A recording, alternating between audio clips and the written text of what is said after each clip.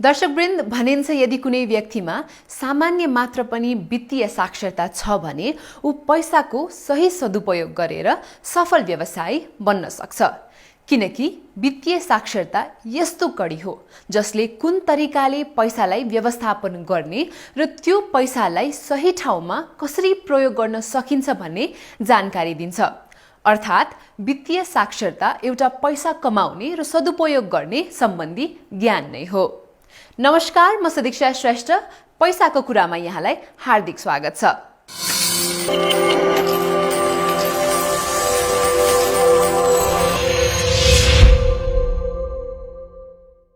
दर्शकवृन्द, आज कुरा गरौँ रेमिट्यान्स र डिजिटल ब्याङ्किङको। तथ्याङ्कले नै भन्छ नेपालको अर्थतन्त्रमा रेमिट्यान्सको ठूलो योगदान छ। व्यापार घाटा बढ्दै जाँदा रेमिट्यान्सले नै अर्थतन्त्रलाई धानेको छ।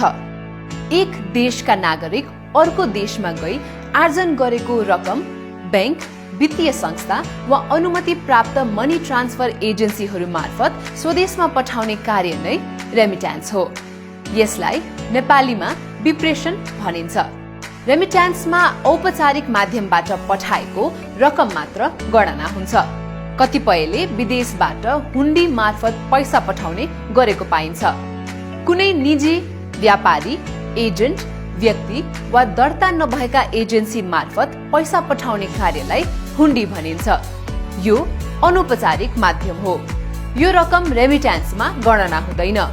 यसरी पठाएको पैसा असुरक्षित हुन्छ। औपचारिक माध्यमबाट पैसा पठाउँदा केही सेवा शुल्क तिर्नु त पर्छ, तर यो सबैभन्दा सुरक्षित र भरपर्दो हुन्छ। पैसा पाउने व्यक्तिले सुरक्षित रूपमा पैसा प्राप्त गर्छ। बैंक तथा वित्तीय संस्थामा बचत गर्न सजिलो हुन्छ। रेमिटेन्स कारोबार गर्दा बैंक तथा वित्तीय संस्थाबाट अन्य सुविधा लिन सहज हुन्छ। स्वदेश फर्केपछि सहुलियतपूर्ण ऋण लिन आवश्यक परेको खण्डमा रेमिटेन्स कारोबार गरेको हुनुपर्छ। त्यसैले रेमिटेन्स पाउँदा वा प्राप्त गर्दा अनिवार्य रूपमा रसिद लिऊँ र सुरक्षित राखौं। याद गरौँ, विदेशमा दुःख गरेर कमाएको पैसा अनावश्यक अनुत्पादक क्षेत्र र विलासिताका वस्तुमा खर्च गर्नु हुँदैन। उत्पादनशील क्षेत्र जस्तै घरेलु उद्योग, तरकारी खेती, पशुपालन, व्यवसाय, सिप आर्जन, बचत वा शेयरमा लगानी गर्दा सही सदुपयोग हुन्छ। जोखिम कम भएका क्षेत्र र व्यवसायको छनौट गरी विदेशमा सिकेको सिप र अनुभवकै क्षेत्रमा लगानी गर्दा प्रतिफल राम्रो हुन सक्छ। अब कुरा गरौँ डिजिटल ब्याङ्किङको। प्रविधिको प्रयोगले हाम्रो परम्परागत जीवनशैली अब स्मार्ट जीवनशैली बन्दैछ अनि हाम्रो जीवनशैलीमा डिजिटल ब्याङ्किङ जोडिएको छ। हामी विद्युतीय प्रविधिको माध्यमबाट नगद रहित कारोबार अर्थात् डिजिटल ब्याङ्किङमा रमाइरहेका छौँ। IPS, connect IPS, debit card, credit card, prepaid card, internet banking, mobile banking, शाखा रहित banking, wallet, phone pay, POS तथा क्यूआरमा आधारित कारोबार हाम्रो रोजाइ हो। यसले परम्परागत तरिकाको नगद तथा चेक मार्फत कारोबार गर्दा बिर्नुपर्ने झन्झटबाट मुक्त गरिदिएको छ। अहिले त ब्याङ्कमा खाता खोल्न, रकम ट्रान्सफर गर्न वा कर्जा माग गर्न ब्याङ्कसम्म धाउनु नै पर्दैन। इन्टरनेट ब्याङ्किङको माध्यमबाट मोबाइलमै धेरै काम गर्न सकिन्छ अनि सामान किन्दा वा कुनै पनि सेवाको शुल्क मोबाइल, इन्टरनेट ब्याङ्किङका साथै डेबिट वा क्रेडिट कार्ड मार्फत सजिलै भुक्तानी गर्न पनि। डिजिटल ब्याङ्किङको पहुँचले खर्चमा कटौती, सरल र छिटो सेवा प्रवाह, जुनसुकै समय र स्थानबाट कारोबार सञ्चालन गर्न सकिने अवसर दिएको छ। यसले उत्पादकत्व वृद्धि, समयको बचत, कागजी नोट छपाईमा लाग्ने खर्च कटौती, पैसाको सुरक्षा साथै स्मार्ट जीवनशैली बनाउन ठूलो भूमिका खेलेको छ। प्रविधिले ब्याङ्किङ क्षेत्रको कारोबार समेत मितव्ययी र पारदर्शी बनाई अनौपचारिक र अवैध कारोबारलाई निरुत्साहित गरेको छ। राजस्व चुहावटलाई कम गरी अर्थतन्त्रलाई औपचारिकीकरण गर्न महत्त्वपूर्ण भूमिका खेली राज्यलाई नै फाइदा पुर्याइरहेको छ। तर डिजिटल ब्याङ्किङ प्रयोग गर्दा आफ्नो पासवर्ड वा पिन कोड गोप्य राख्ने, समय समयमा परिवर्तन गर्ने, सार्वजनिक स्थलहरूमा उपलब्ध निशुल्क वाइफाई सकेसम्म प्रयोग नगर्ने र कुनै पनि कारोबारको बारेमा तत्काल जानकारी पाउन मोबाइल अलर्टको सुविधा लिनुपर्छ। याद गरौँ, तपाईलाई चिट्ठा वा उपहार परेको भनी प्रलोभनमा पारी बैंकसँग सम्बन्धित आफ्नो व्यक्तिगत विवरण जस्तै पिन नम्बर, खाता नम्बर, कार्ड नम्बर, जन्ममिति, नागरिकता नम्बर मागेर ठगी गर्न सक्छन्। तसर्थ पनि यी विवरणहरू दिनु हुँदैन। होस गरौँ, बेलैमा सचेत भई ठगिनबाट बचौं। आफ्नो खाता सम्बन्धमा कुनै पनि शंका लागेमा बैंकमा जानकारी गराइहालौं है।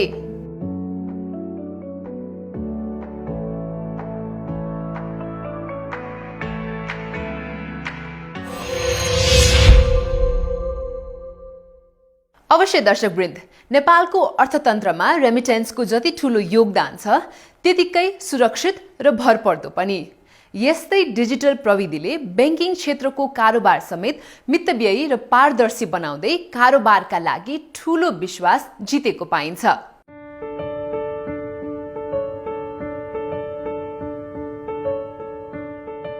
पैसाको मुभमेन्ट एउटा ठाउँबाट अर्को ठाउँमा फिजिकली मुभ नभइकन अरू कुनै इन्स्ट्रुमेन्टको थ्रुबाट मुभमेन्ट भयो भने त्यो चाहिँ रेमिटेन्स हो। विदेशबाट नेपालमा आउने पैसालाई रेमिटेन्स भनेर बुझ्छौँ, तर त्यो बोथ वे हो। उताबाट यता आउने पनि रेमिटेन्स हो, यताबाट उता जाने पनि रेमिटेन्स हो। त्यो बाहेक चाहिँ सपोज चाहिँ भनौँ धनगढीबाट काठमाडौँ पैसा पठाउनु पऱ्यो भने त्यो पनि इट्स अ रेमिटेन्स। थर्ड कन्ट्रीमा हेऱ्यो भने चाहिँ सबैभन्दा धेरै नेपालीहरू जाने भनेको चाहिँ खाडी मुलुकहरूमा र मलेसियामा। हाम्रो रेमिटेन्स चाहिँ वर्षको 8-9 खर्बको चाहिँ रेमिटेन्स आउने। त्यो हिसाबले हाम्रो जिडिपीको झन्डै 25% बराबरको चाहिँ रेमिटेन्स हाम्रो नेपालमा आउँछ। त्यसले चाहिँ नेपालमा जति पनि इकोनोमिक एक्टिभिटिजहरू हुन्छ, चाहे त्यो मतलब कन्जम्सनको सेक्टरमा होस्, चाहे त्यसलाई इम्पोर्टको लागि होस्, त्यो सबै सेक्टरमा त्यसले हेल्प गरेर हुन्छ। ती चाहिँ इकोनोमिक एस्पेक्टबाट। अर्को सोसियल एस्पेक्टबाट हेऱ्यो भने चाहिँ तपाईँको फ्यामिलीलाई चाहिँ एउटा गुड फुड, गुड स्यानिटेसन, होइन, गुड हेल्थ, गुड एजुकेसन, यो चिजमा यसले कन्ट्रिब्युट गरेर हुन्छ भने अर्को चाहिँ नेपालको पोभर्टी घटाउनलाई, गरिबी निवारणमा चाहिँ यो रेमिटेन्सको एउटा डाइरेक्ट इन्डाइरेक्ट चाहिँ ठुलो इम्प्याक्ट चाहिँ रहेको छ। अर्को भनेको तपाईँको फरेन करेन्सीको रिजर्भ, जुन हामी देशमा जुन इम्पोर्टको लागि हामीलाई फरेन करेन्सी चाहिन्छ त्यो आज हामीसँग छैन भने त्यो चाहिँ अहिले त्यही रेमिटेन्सको आएको पैसाले गरिरहेछौँ। हाम्रो जिडिपीको सँगको कम्पेरिजनमा हाम्रो रेमिटेन्सको भोल्युम हेर्दाखेरि हामी संसारकै टप 5 मा पर्छौँ कि। हाम्रो मिडल इस्ट र मलेसिया नै हो धेरै रेमिटेन्स आउने, त्यसमा अहिले पनि त्यही नै छ। त्यो चेन्ज भएको छैन। तर अब अहिले भनौँ न यो जुन कोभिडको कारणले गरेर मान्छेलाई पैसा पठाउन जुन अप्ठ्यारो भयो, अब त्यसले चाहिँ यो रेमिटेन्स पठाउने माध्यम छ बिस्तारै डिजिटलतिर, मोबाइल टेक्नोलोजीमा चाहिँ आधारित सर्भिसहरू जुन छन् त्यतातिर बिस्तारै मुभ भइरहेको चाहिँ देख्न सकिन्छ। अर्को चाहिँ जस्तै अब जुन अवस्था थियो हुन्डी एकदम धेरै हुने, किनभने त्यो फ्रीमा पैसा पठाइदिने र अझ के पनि गरिदिने भने उसको पहिला घरमा भुक्तानी गरेर अनि बल्ल उहाँ पैसा लिने पनि हुनसक्छ। तर हुन्डीबाट पठायो भने त्यो चाहिँ डकुमेन्टेड हुँदैन। त्यो भोलि सोर्सको रूपमा देखाउनु पऱ्यो भने त्यो सोर्स देखिँदैन। भोलिको दिनमा चाहिँ भोलि नेपालमा गएर प्रपर्टी जोड्नु पऱ्यो, जग्गा जमिन किन्नु पऱ्यो, अरू केही गर्नु पऱ्यो भने सोर्स देखाउनु पर्ने हुन्छ। त्यो सोर्स यसले देखाउन सकिँदैन। भोलिको दिनमा नेपालमा गएर व्यवसाय गर्नु पऱ्यो भने पनि पुँजी देखाउनु पर्ने हुन्छ। यो पुँजीको रूपमा देखाउन सकिँदैन। अनि यहाँ के गर्छ भने नेपालमा चाहिँ जुन त्यो ट्याक्स नतिरेको पैसाहरू हुन्छ, ब्ल्याक मनीहरू हुन्छ, अथवा त्यो मतलब हाम्रो इन्फर्मल सेक्टरमा रहेको पैसा हुन्छ, त्यो पैसा चाहिँ त्यहाँ युज हुन्छ, त्यहाँ पेमेन्ट हुन्छ। भनेपछि यसको दुईवटा के बेफाइदा भयो भने एउटा त विदेशबाट डलरै आएन, होइन, त्यो हाम्रो राज्यको लागि ठुलो लस भयो। अर्को चाहिँ जुन यहाँ पैसा चाहिँ थियो, इन्फर्मल पैसाहरू थियो अथवा ब्ल्याक मनी थियो, वाटेभर जुन चाहिँ ब्याङ्किङ सिस्टममा नभएको इन्फर्मल सेक्टर भएको पैसा चाहिँ युज भइरहेछ। 1-2 रुपियाँको लोभको कारणले गरेर नि मान्छेले पठाउनुहुन्छ। तर अब त्यसमा उहाँहरू रिस्क देख्नुहुन्न, किनभने भोलि त तपाईँलाई मैले पैसा दिएँ, होइन, तपाईँसँग त मैले कुनै डकुमेन्ट गरेको छैन, तपाईँ भोलि भाग्नुभयो भने त मैले कसलाई कम्प्लेन गर्ने, त्यो पैसा त मेरो डुब्यो। भनौँ न 50 डिग्रीमा काम गरेर कमाउने पैसा उसले सदुपयोग नै गर्ने हुन्छ। त्यसमा डेफिनेटली हो उसले पठाएको पैसा चाहिँ कुनै ठाउँमा चाहिँ विलासिताको चिजहरूमा, होइन, त्यस्तोमा युज गर्ला कि नगरे हुन्थ्यो भन्ने हाम्रो विश मात्रै हो। त्यो जस्तै उहाँलाई पैसा लिएर आएर पैसा निकाल्नु, सपोज कसले 50,000 पठायो, 50,000 पठाएपछि घरमा उहाँलाई अहिले 10,000 रुपियाँ आवश्यक छ, बाँकी रह्यो 40,000। त्यो 40,000 चाहिँ के गर्नुपर्छ भन्ने कुराको ज्ञान चाहिँ कम छ। त्यसलाई घरमा लगेर चाहिँ पोका पारेर चाहिँ राख्ने हो कि त्यसलाई चाहिँ ब्याङ्कमा चाहिँ एउटा बचतमा राख्ने हो कि घरसँगैको जग्गाहरू किन्ने, अथवा होइन म त्यो 40,000ले चाहिँ अब आजकल चाहिँ ब्याङ्कहरूले चाहिँ त बिना धितो लोन पनि दिइरहेको हुन्छ, होइन, ल 40,000 मसँग छ, मलाई अर्को ब्याङ्कबाट 2 लाख ल्याउनुहोस्, सहकारीमा गएर 2 लाख मलाई थपिदिनुहोस्, मसँग 50,000 छ अथवा 40,000 छ, म एउटा व्यवसाय गर्छु भन्ने हो कि, अथवा केही न केही त्यसको चाहिँ एउटा म्याक्सिमम रिटर्न आउने हिसाबले के गर्न सकिन्छ भन्ने कुरा सिकाउने काम चाहिँ वित्तीय साक्षरतामा चाहिँ आउँछ र त्यो गर्नुपर्ने काम चाहिँ त्यो छ। त्यसले भयो भने अहिलेको भन्दा बेटर चाहिँ हुनसक्छ। डिजिटल ब्याङ्किङको अवधारणाले चाहिँ पेमेन्ट भुक्तानी प्रणाली यस्तो रोबस्ट हुनु पर्यो कि यसले चाहिँ नि तपाईँ हाम्रो र सबै जनताको काम चाहिँ फटाफट हुनु पर्यो, फटाफट अगाडि बढ्नु पर्यो र त्यसमा चाहिँ नि क्रय विक्रय बाहिर सेल गर्दाखेरि जुन ट्रान्जेक्सन हुन्छ त्यसको रेकर्डिङ चाहिँ छिटो छिटो हुनु पर्यो। जहाँ हामीले चाहिँ नि बेस लेभलको एन्टरप्रेन्योर हुनुहुन्छ, उद्यमीहरू हुनुहुन्छ होइन, देखि लिएर चाहिँ नि अब पिरामिडको जुन बेसमा एउटा ठुलो मास चाहिँ नि बसेको हुन्छ होइन, त्यो लेभलमा चाहिँ नि हामीले एउटा भाइब्रेन्सी क्रिएट गर्न सक्छौँ भन्ने अवधारणा नै त्यसको चाहिँ मेन यही हो। त्यही भएर क्यास बोकिराख्ने, नगद बोकिराख्ने झन्झटबाट चाहिँ नि जनता मुक्त भयो र त्यसले गर्दाखेरि के भयो भने त्यो क्यासको चाहिँ सिधै चाहिँ कहाँ जान्छ त, त्यो त लिनेर दिनेको खाताबाट डेबिट हुन्छ र उसको खातामा जान्छ होइन। सो सकेसम्म चाहिँ डिजिटली नै कारोबार गर्ने होइन, सकेसम्म मान्छे नभेट्ने, ब्याङ्क जानु नपरोस् होइन, कोही अरू ठाउँमा उ नगर्नु परोस्, सिधै चाहिँ नि आफ्नो ऊ गर्दाखेरि डिजिटल ब्याङ्किङको पेमेन्ट सल्युसनले चाहिँ यसमा निकै ठुलो चाहिँ नि रोल खेल्छ। सो त्यो लाइफमा त मेजर ट्रान्सफर्मेसन नै आउँछ होइन। एकचोटि टेक्नोलोजी लिएर हामीले घरमा फ्रिज राखेर काम गरे जस्तो होइन यो होइन। यसको एएमसीहरू गर्नुपर्छ, एएमसीको कस्ट हुन्छ, त्यसपछि चाहिँ नि डेभलपमेन्टको कस्टहरू हुन्छ, अपग्रेडको कस्ट हुन्छ र मोस्ट इम्पोर्टेन्टली यसको खर्च भनेको साइबर सेक्युरिटी। जबसम्म त्यसलाई सुरक्षा दिन सक्दैनौँ होइन, ठुलै महल बनाए पनि होइन, त्यो उ गरे पनि त्यसले केही हुँदैन होइन। सो त्यो हिसाबले साइबर सेक्युरिटीमा फेरि एक्सपेन्स चाहिँ नि डिजिटल ब्याङ्किङमा जति लगानी गर्नुहुन्छ नि त्यसको कम्पेरेटिभली अझै बढी छ। टेक्नोलोजी भनेको त्यही हो कि अब प्रयोगकर्ताहरूले चाहिँ के पहिला के गर्नु पर्यो भने सुरक्षित तवरमा मात्र प्रयोग गर्ने। त्यो भनेको आफ्नो मोबाइल फोनको पासवर्ड अरू कोहीसँग सेयर नगर्ने, त्यसमा चाहिँ फोन पनि लक गर्ने, त्यसपछि चाहिँ त्यो मोबाइल फोन भनेको एकदम व्यक्तिगत हो, घर परिवारमा पनि कसैलाई सेयर नगर्ने, त्यो त्यसभित्र एप हुन्छ, त्यो एपको पासवर्ड पनि कसैलाई सेयर नगर्ने, त्यो चलाउनुको लागि पहिला प्र्याक्टिस गर्ने, चलाउने, ट्रान्जेक्सन गरेर हेर्ने, त्यो ट्रान्जेक्सन गर्दाखेरि पनि इन्सेक्योर नेटवर्कमा नजाने होइन। जस्तो चाहिँ नि अब तपाईँको अहिले ठाउँ ठाउँमा वाइफाईको उहरू छोडिदिएको छ, मैले यहाँ पाएँ, मैले यहाँबाट मोबाइल चलाएँ भने तपाईँको त्यो सिग्नल समातेर ह्याकरले चाहिँ नि तपाईँको ब्याङ्क अकाउन्ट डिटेल तानिदिन सक्छ होइन, अथवा असुरक्षित भयो नि त, इन्सेक्योर भयो नि त। त्यही भएर जुन आफ्नो फोनको नेटवर्क हो अथवा आफ्नो ट्रस्टेड वाइफाई सिग्नल हो त्यहाँ बसेर मात्र त्यस्तो चिजहरू प्रयोग गर्ने होइन। अब क्युआर ठाउँ ठाउँमा पसलमा तपाईँले चिया खाने पसलमा, तपाईँले चढ्ने टेम्पोमा होइन, त्यो हामीले उ गर्ने माइक्रोमादेखि लिएर जहाँ जहाँ तपाईँले सर्भिसेस लिनुहुन्छ अथवा सामान किन्नुहुन्छ त्यहाँ क्युआरको एउटा स्टिकर टाँसिन्छ। मेरो मोबाइल फोन लाने, ब्याङ्कको एप खोल्ने, त्यो क्युआरमा देखाइदिएपछि त्यो पसलको अथवा त्यो उसको डिटेल त्यहाँ आउँछ, त्यहाँ मैले उसलाई कति तिर्नुपर्ने उसलाई हानिदिने, ओके गरिदिने, अगाडि बढ्ने। त्यो भनेको मतलब चाहिँ अब म कहीँ पनि जाँदाखेरि चाहिँ मसँग पैसा छैन, नगद छैन भन्ने भएन। जस्तो गृहिणीहरूको लागि यो एकदमै राम्रो उपयोगी चिज छ होइन, यसलाई प्रयोग गर्नुहोस्। यसबाट तपाईँले चाहिँ दिनचर्याको जुन एक्सपेन्सहरूको होइन, आम्दानी र खर्चको कुराहरू पनि त्यसबाट स्टेटमेन्ट रियल टाइममा आउँछ, ब्याङ्कसम्म धाउनु परेन, तपाईँको चाहिँ नि पैसा कहाँबाट आयो र कति गयोदेखि लिएर तपाईँले त्यो प्रयोग गर्न सक्नुहुन्छ। त्यस्तै उद्यमीहरू जो हुनुहुन्छ अझै बेस लेभलको एन्टरप्रेन्योरहरू होइन, उद्यमशीलतामा उहाँहरूको लागि पनि यो एकदमै राम्रो छ।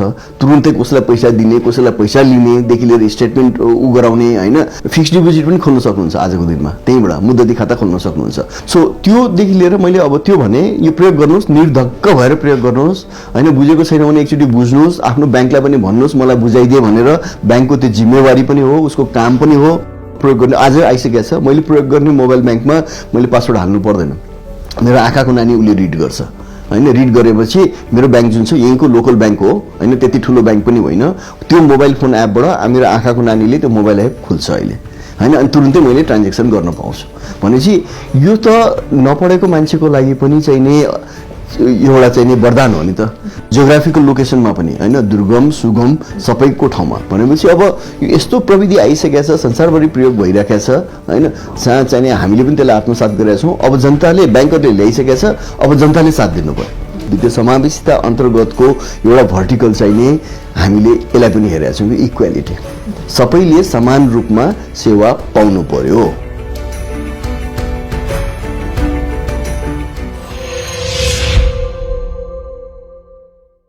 दर्शकवृन्द, सपना त हामी सबैले देखेका हुन्छौँ, तर सपना त्यसको मात्र पूरा हुन्छ जसले सपना पूरा गर्ने लक्ष्य पछ्याउँछ।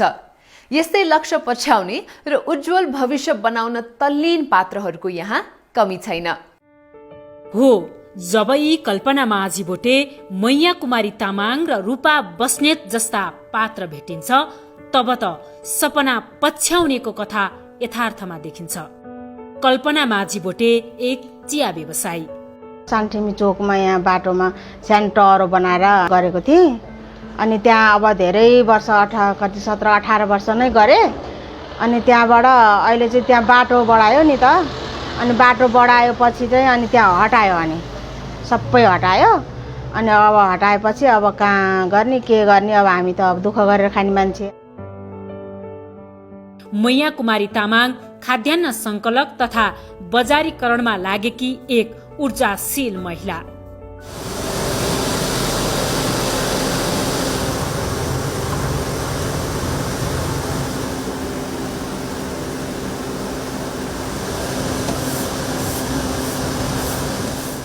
जसले गाउँमा उत्पादन भएका खाद्यान्नका सामग्रीलाई बजारीकरण मात्र गर्दिनन्, महिलाहरूलाई आय आर्जनको बाटोमा समेत जोडेकी छन्। हाम्रो गाउँमा जसले चाहिँ हामी जस्तो महिलाहरू किसानहरू चाहिँ होइन पैसा नदेख्ने अवस्था हुन्छ नि त। उत्पादन त भयो, कहाँ लगेर बेच्ने भन्ने हुन्छ, बजार हुँदैन होइन। अनि जस्तो हामीले जुम्ला, त्यसपछिबाट कालीकोट, अब ओखलढुङ्गै भयो होइन, सिन्धुली, अनि दोलखातिर जहाँबाट पनि हामी सामान कलेक्सन गर्छौँ। उसले उत्पादन गरे बापत हामीले अब पैसा तिरेर ल्याउँछौँ, उसलाई पनि 2 पैसा त देखिने भयो नि। अनि अर्को वर्ष पनि अब उसले उत्पादन गरेको सामान बिक्री भएपछि त अब उसलाई त अर्को वर्ष पनि मैले चाहिँ अझ बेसी उत्पादन गरौँ भन्ने जाँगर चल्छ नि त होइन। यस्तै किशोरी हुन् रूपा बस्नेत, जसले ढकमक 100 पत्री फूल मात्र फुलाएकी छैनन्। आफ्नो सपना र उद्देश्यमा प्राण समेत भरेकी छन्।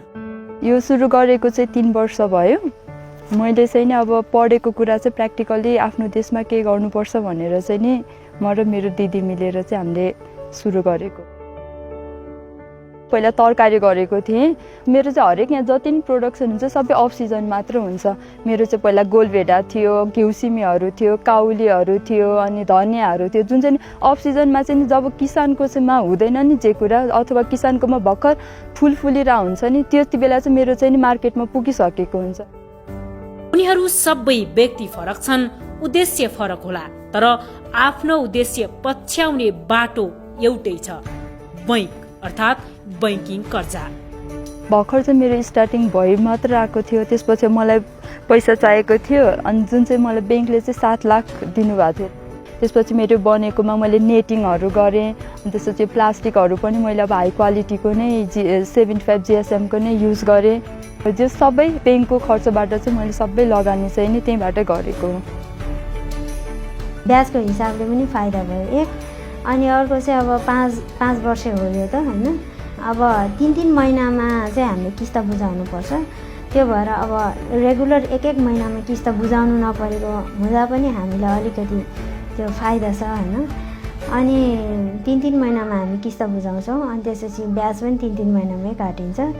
अनि त्यसपछिबाट यो 5 वर्ष लोन हो। अनि प्लस अब त्यो लोन ल्याइसकेपछिबाट हामीले चाहिँ अब खाद्यान्नहरू अलिक बढी कलेक्सन गर्नुपर्ने थियो होइन।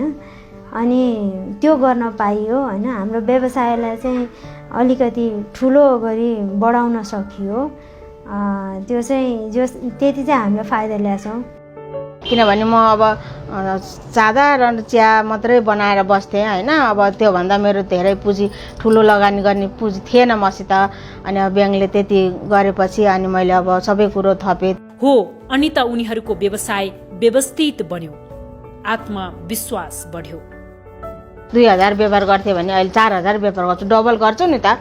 त्यो भएर मलाई धेरै अहिले आनन्द छ। मेरो इच्छा चाहिँ के छ भन्दा म अझ फर्दर यो जुन इन्फ्रास्ट्रक्चरहरू छ नि, अहिले मैले बाँसको बाटो स्टार्ट गरेँ किन भन्दा मेरो लगानी पनि मैले गर्ने क्षमता त्यति थिएन। अब मेरो सोचमा चाहिँ म अब फलामको बनाउँछु है। अझ यसमा पनि यसो ड्रिपहरू राख्छु, मल्चिङहरू राख्छु। अनि त्यसो हरेक जुन चाहिँ नि न्यू टेक्नोलोजीहरू छ नि हामीले चाहिँ जसले गर्दा प्रोडक्टिभिटी चाहिँ बढोस् न, हो त्यो टेक्नोलोजी चाहिँ मेरो अब युज गरेर जस हाइटेक टाइपमा चाहिँ मलाई गर्न मन छ। यो सिजनेबल भयो नि त, यो टेम्परेचर हाई हुँदाखेरि यो फुल्छ, अब लो हुने बित्तिकै त फुल्दैन। तर जब हाइटेक टनेल भयो भने चाहिँ मेरो अल सिजनै फुल्ने भयो कि। अब त्यस्तो टेक्नोलोजी चाहिँ मलाई युज गर्न मन छ, त्यसको लागि चाहिँ अब म फर्दर फेरि ब्याङ्कसँग कुरा गर्छु। तब त उनीहरूको आवाज बुलन्द छ। पैसा त लाखौँ भए पनि करोडौँ भए पनि त्यो चाहिँ म्यानेज गर्न सकेन भने त त्यो पैसा कहाँ जान्छ थाहै हुँदैन, भोलिपल्ट सिद्धिन्छ। त्यो भएकोले 10 लाख रुपियाँ भयो भने केही गर्छु भन्ने महिलालाई चाहिँ यो ठुलै अवसर हो। आफ्नो देशमा नि केही गर्न सकिन्छ है भन्नेको लागि चाहिँ नि हामीले चाहिँ लोन लिँदा हुन्छ, बरु अरूसँग नलिनुहोस्, ब्याङ्कसँगै कोलाबोरेट गरेर गर्दा चाहिँ एकदमै ठिक हो। त्यो चाहिँ नि बेस्ट नै आइडिया नै हो त्यो चाहिँ नि, किनभने म आफैले त गरिरहेको छु। आफन्तसँग लिनुभयो 1 हप्तामा ल मेरो पैसा फिर्ता गराए, अब हजुरको राम्रो प्रोडक्सन भइरहेछ भने उनीहरूले के भन्छन्, यसले त धेरै कमाइछ है, अब योसँग चाहिँ मैले पैसा असुल्नुपर्छ है भन्ने सोच हुन्छ, मान्छे नै हो। तर ब्याङ्क भने चाहिँ कस्तो विश्वास भयो, मैले यति वर्षसँगको अवधिमा चाहिँ यति % दरले तिर्छु है भन्नेपछि चाहिँ ब्याङ्कसँग ढुक्क भयो।